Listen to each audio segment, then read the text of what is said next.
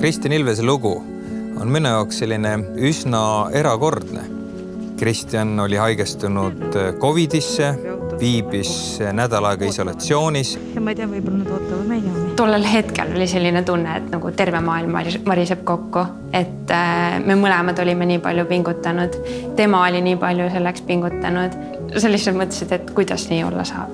Ta ütles mulle küll, et tunneb, et ta on ikkagi haige, et ta pigem tahtis hästi kiirelt hakata kohe trenni tegema. Ja sellel ma nagu hoidsin tal kätt pulsil, et kuule, et äkki võtad paar sammu tagasi nüüd, et võib-olla sa teed endale sellega karuteene hoopis. Treenis võimaluste piires hotellitoas, mis on mingisugune 10+ ruutmeetrit. Mitte ükski sõna tegelikult ei too seda negatiivset testi tulemust, et sa pididki rääkima lihtsalt argipäeva tegevustest ja et lihtsalt tema mõtteid eemale viia, et see oli minu ainuke asi, kuidas ma sain teda toetada, et loomulikult talle ei meeldi, kui ma ütlesin talle, et küll saab kõik korda ja ta on nii realistlik inimene, et see ei viinud mitte kuskile see jutt, et ütles lihtsalt, et lõpeta ära juba.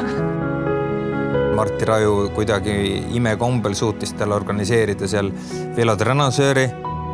Siis talle öeldi see suuliselt, et ta on negatiivne ja ma olin samal ajal kõnes temaga ja tema rõõm ja minu rõõm seal koos oli lihtsalt nii lahe. See ei unune mitte kunagi, et see oli lahe, see oli nii lahe. Võistlus kõigepealt hüppemäel. Üle ootuste hästi, Kristjan oli teisel positsioonil. Mõtlesin ka, et vahet ei ole, kuidas see sõit tuleb, juba see emotsioon, et sa hüppemäel nii hea tulemuse tegi, et mis veel? Kõik hakkasid juba mõtlema, et ei tea nüüd mis, et kas nüüd juba tuleb midagi suurt. Minul oli kogu aeg see nagu tagakuklas, et ta on tegelikult olnud just haige. Ja nüüd ta läheb nagu pingutama ikka väga kõvasti, et eks see kehal ei ole väga hea. Tingimused olid erakordsed, ma pean silmas seda, et temperatuur oli väga lubatu ja lubamatu piiril. FIS-i reeglite järgi on lubatud murdmaa distantsil võistlemine, mitte külmema temperatuuriga kui -20 kraadi.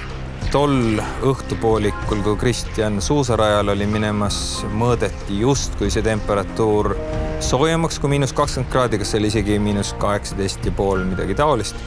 Mäevarju küljes oli see temperatuur ka kindlasti madalam kui -20 kraadi, mis võis olla -35 tuulekülmaga või isegi rohkem.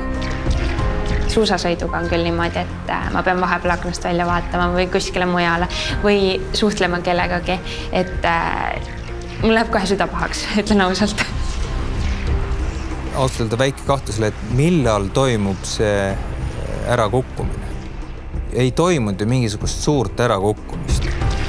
Ise ta ütles, et ta mingi ähmaseid kogusid või udukogusid nägi silme ees, et vedas nende järele ennast nagu finišisse. Tohutu tahtejõud seal taga oli, et ega muud moodi ta sinna välja poleks jõudnud.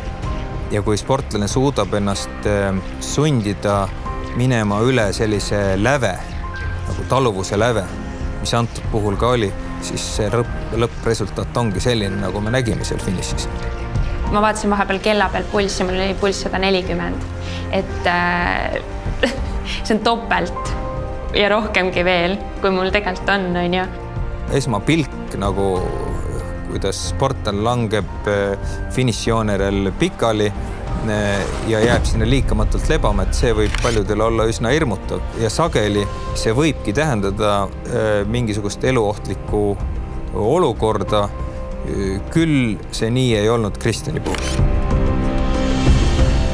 Tegelikult oleks pidanud esimesena reageerima kohe võistluse meditsiinitoimkond. Me ei näinud tegelikult üldse seda meditsiiniturvet seal finišialas. Kuna mina olin seal seisin seal finišis, minu kohale jõudmine oli, seisin lihtsalt üle aia hüppamises ja Kristjanile teki peale viskamises, mis siis abiliste poolt sealt ka üle aia visati.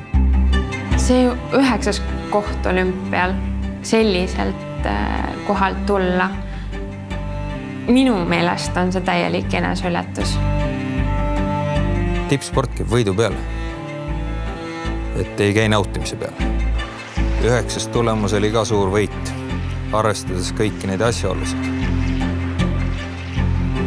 Ma oleks öelnud talle, et ära üldse mine. No paha võib-olla öelda, aga et tema tervis enne kõike ja siis kõik kohad ja kõik asjad, et elu on veel ees on ju, et saab saavutada veel nii palju, aga 9. koht, no. Sportlase võime ennast selliselt tühjaks sõita, ennast selliselt realiseerida, see ei ole antud igale ühele. Et see on erakordne omadus, nõuab erakordset tahtejõudu ja eneseületust. Tuleb välja, et Kristjan Ilves on spordimees.